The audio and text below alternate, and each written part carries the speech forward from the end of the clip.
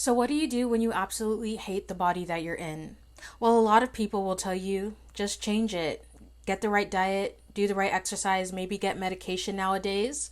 But for anyone who's gone through weight gain or just being in a bigger body in general and has done yo yo dieting and has tried those things and have failed, you know it's not that easy. And of course, it's not impossible. It definitely is possible to change.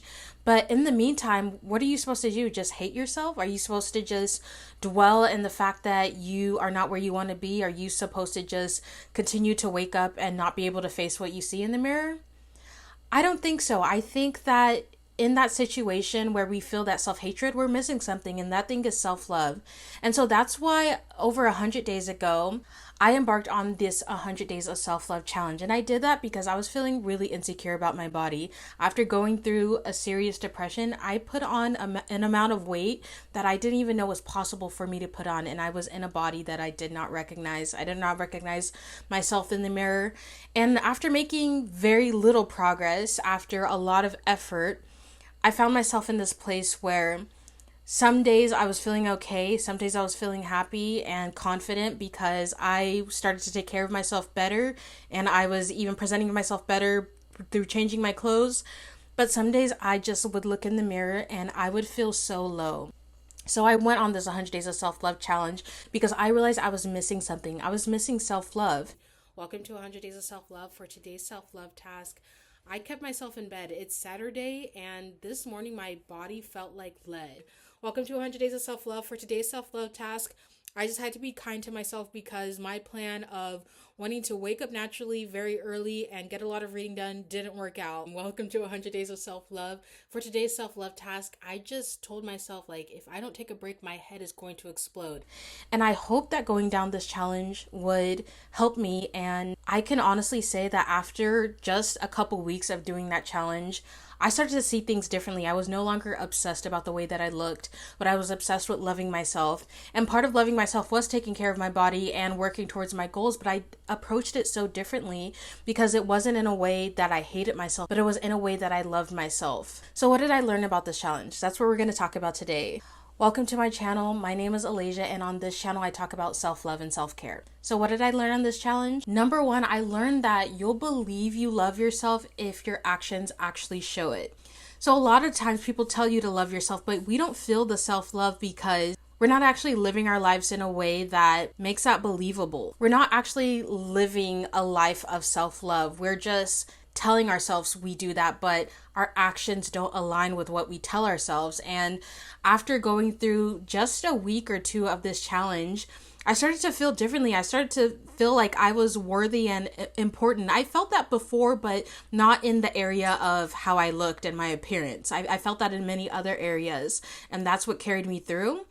But I didn't feel that in the area of how I looked and how other people perceived me. So I felt low, and I didn't love myself in that area. But once I started treating myself like I love myself, instead of telling myself, you look good and you're amazing and all this stuff that I knew I didn't believe, I actually believed I loved myself because my actions were showing it. I was showing up for myself every day and I was treating myself how I wanted to be treated.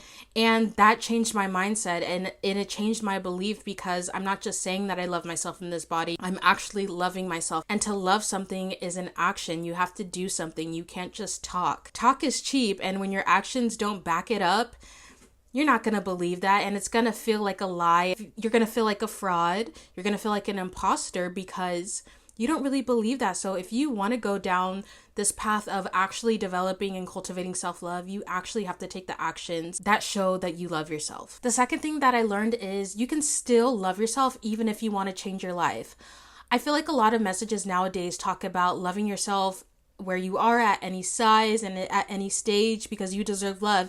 And that is true, but just because you want to change your life, it doesn't mean that you don't love yourself. A lot of times we want to change our life because we do have self-respect and self-love and we want the best for ourselves. And so we know that we would feel better in a different state, in a different circumstance. And so out of self-love, we can implement the things that are going to change our current situation, and it can get us to a place where we know is more aligned with who we want to be and how we want to live our lives. It doesn't mean that you don't love yourself just because you're taking actions to get into a place that you feel more comfortable.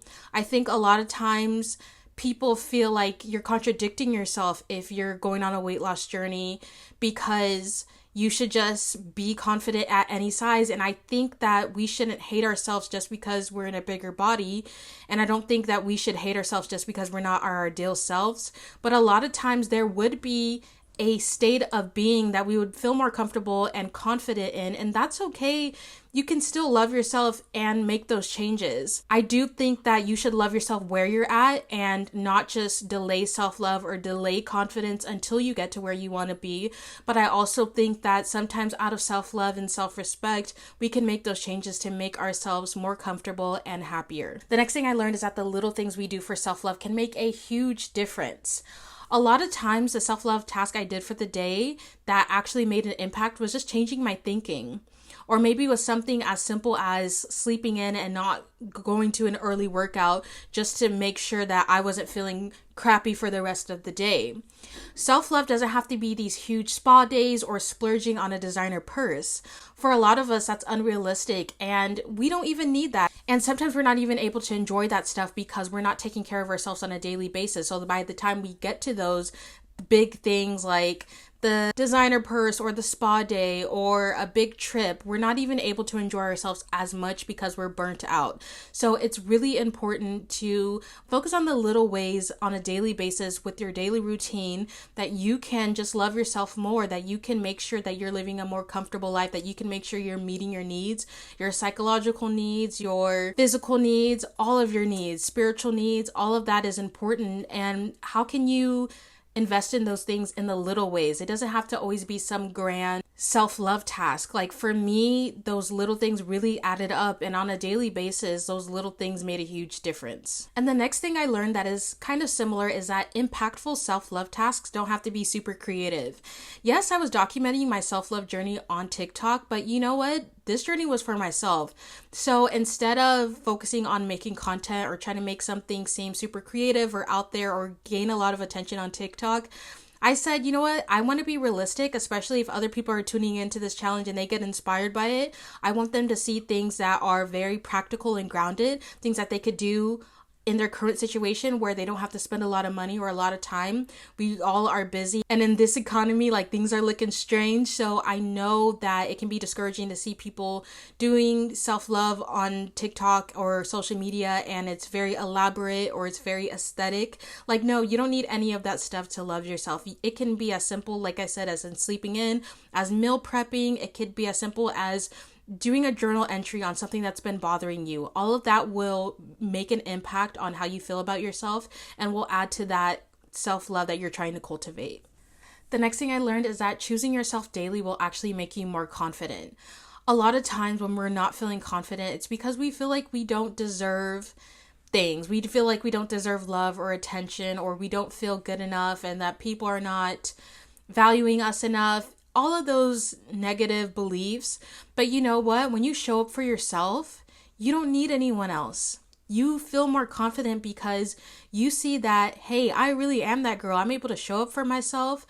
I feel good. I'm taking care of myself. Like, this is awesome. Like, I'm really that girl.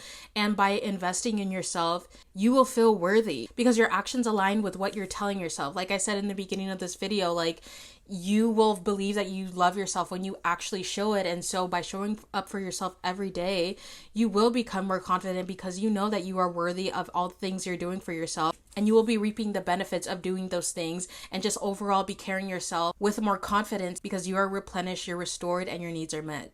The next thing I learned is that doing things out of self-love will actually help you to be more disciplined. I'll give you some examples. So for example, if it's going to the gym, or if it's eating healthy, or if it's just doing your assignments for school.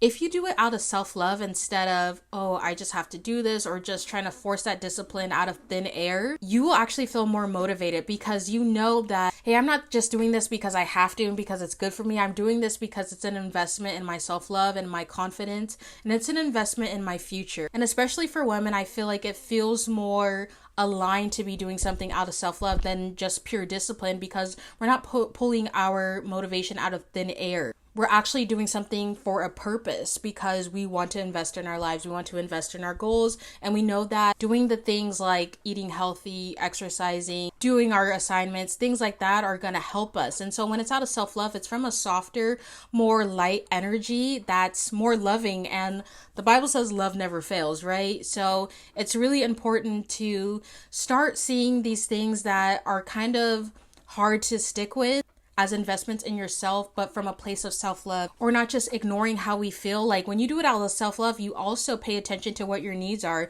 and you're not going to be able to do things the same way every single time.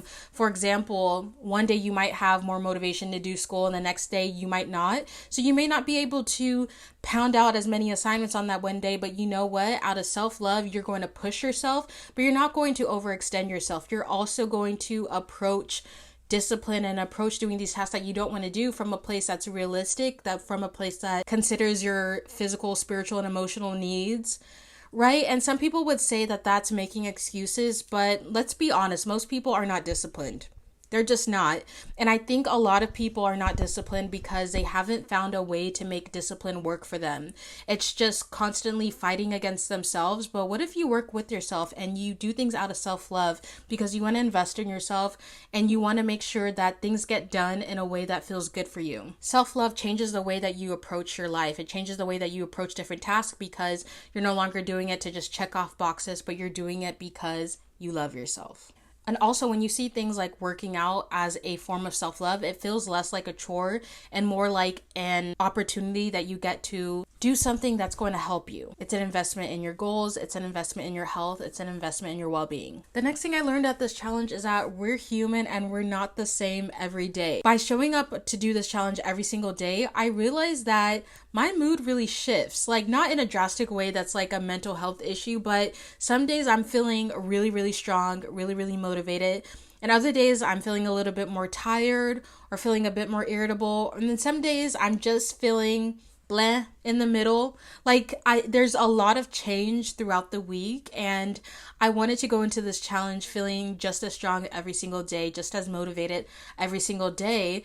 But we're not always strong. And a lot of us, we have to put on that strong face because we have either families to take care of, responsibilities to take care of, we're struggling in some area, so we have to put on that strong face. But just realistically, as humans, we change from day to day. Our sleep can affect that. The amount that we've eaten that day can affect that. That amount of tasks that we have to do that day can affect that.